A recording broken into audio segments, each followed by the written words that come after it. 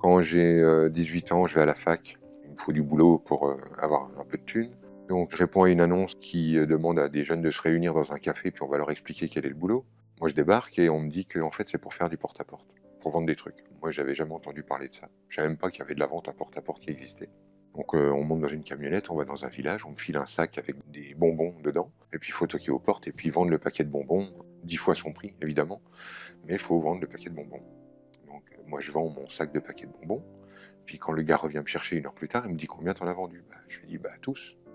Alors il est étonné, il me dit ah bon, alors il m'en redonne un sac. Il revient 1 heure plus tard, il me dit alors t'en as vendu combien. Je lui dis tous.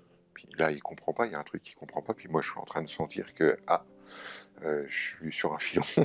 À la fin de ma journée j'avais gagné 1500 francs à l'époque, donc c'était juste génial. Je me rendais compte qu'à faire ça tout le mois j'allais gagner plus que mon père à vendre des bonbons dans les villages.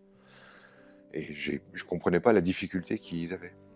Et en fait, j'ai compris que plus tard que c'était facile pour moi la vente parce que je savais quoi dire et comment le dire à n'importe quelle personne, puisque j'étais en lien avec sa structure énergétique, et que simplement je prononçais les mots qu'il fallait pour qu'il soit convaincu. Donc c'était pour moi facile, et puis finalement j'ai laissé tomber mes études, puis j'ai commencé à vendre des trucs et des machins de toutes sortes.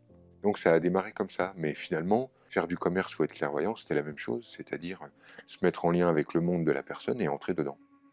Si tu veux, quand je regarde un mur ou un fauteuil ou une personne, il y a ce qui est de l'ordre de la matière, qui représente à peu près 2% de ce qu'est l'objet, et puis les 98% de vide ou 99% de vide qui sont en face de moi, eux contiennent l'information contenant la nature même de cette matière. Et dans ce vide-là, tu as toutes les informations possibles et inimaginables.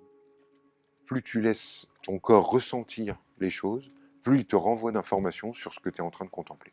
En fait, ça n'est pas un don ou un talent ou un truc particulier.